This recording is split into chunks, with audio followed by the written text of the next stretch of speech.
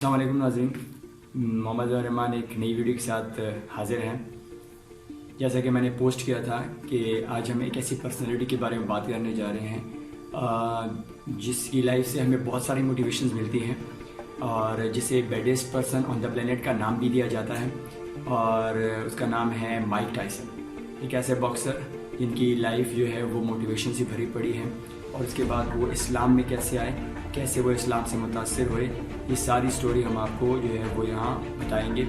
जितना हमें उनके बारे में मालूम है हम आपसे शेयर करेंगे और इस वीडियो को पूरा देखिएगा क्योंकि बहुत ही इंटरेस्टिंग स्टोरी है, आपको बहुत कुछ सीखने को मिलेगा। और जिसने अभी तक मेरे चैनल को सब्सक्राइब नहीं किया है वो प्लीज़ लाइक करें, शेयर करें, सब्सक्राइब करें ताकि आपको ऐसी और इन्फॉर्मेटिव वीडियो जो है मुख्तलिफ पर्सनैलिटी के बारे में मिल सके।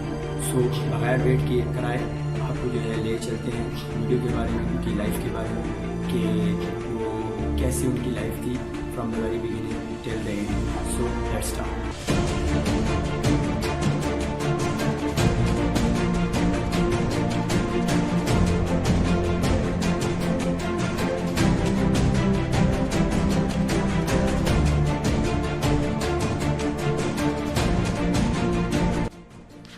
माइक टायसन का अपना नाम माइकल जेराल्ड टायसन था, जो 30 जून 1966 को ब्राउन्स वैली ब्रुकलिन न्यूयॉर्क में पैदा हुई।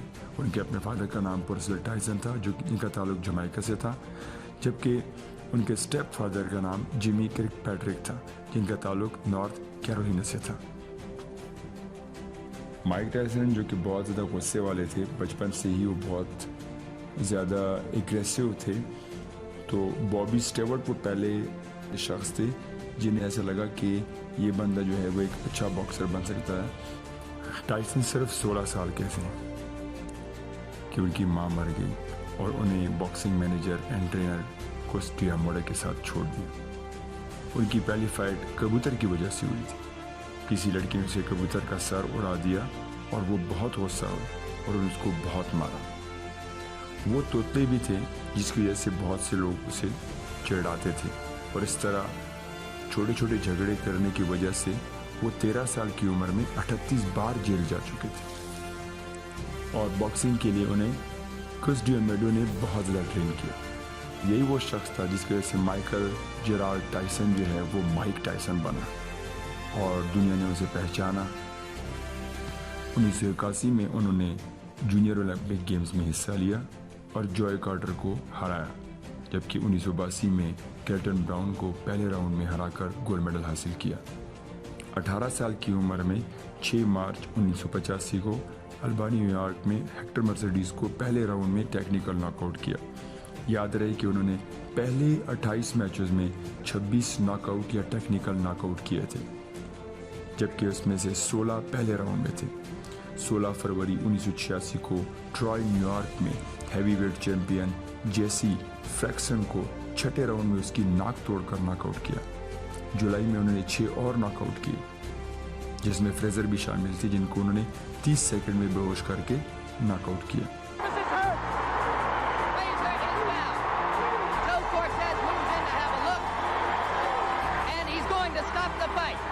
We've got a brand new heavyweight champion of the world, Mike Tyson.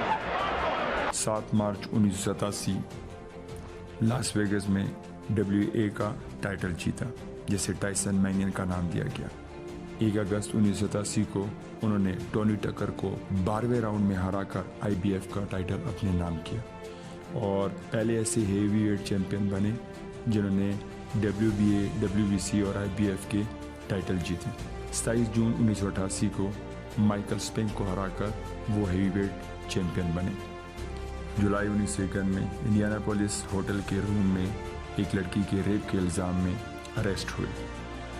उनका केस 26 जनवरी से लेकर 10 फरवरी 1992 तक चला और 26 मार्च 1992 को उनको 6 साल की सज़ा सुनाई गई और उसके बाद वो जेल में चले गए।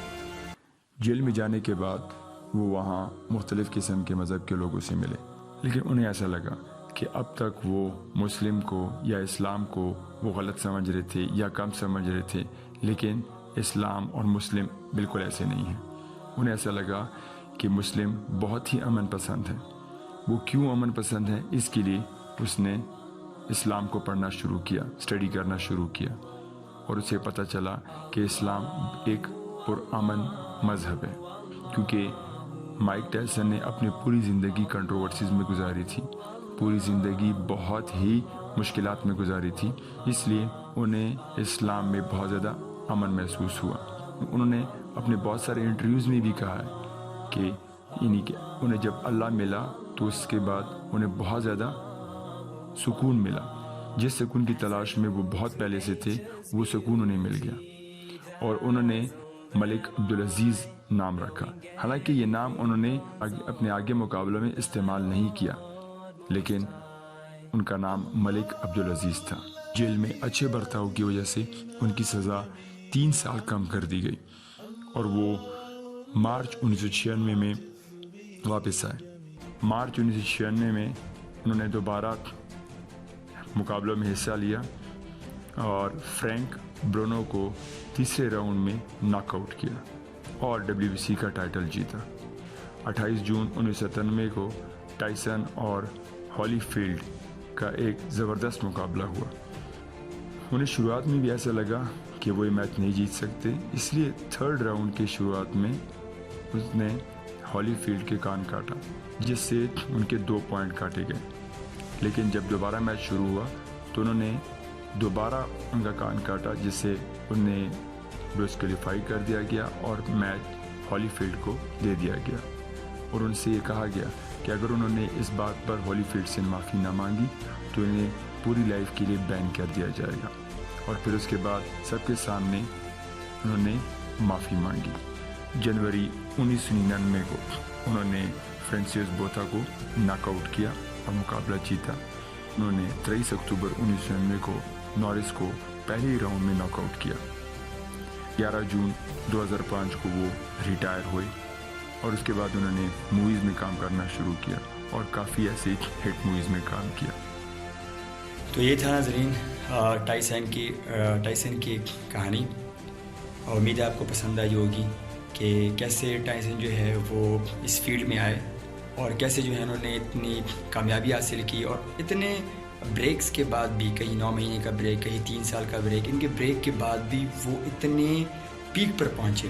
انہوں نے ٹائٹلز جیتے، انہوں نے چیمپئنز جیتے، وہ ایک کم عمر چیمپئنز بنے۔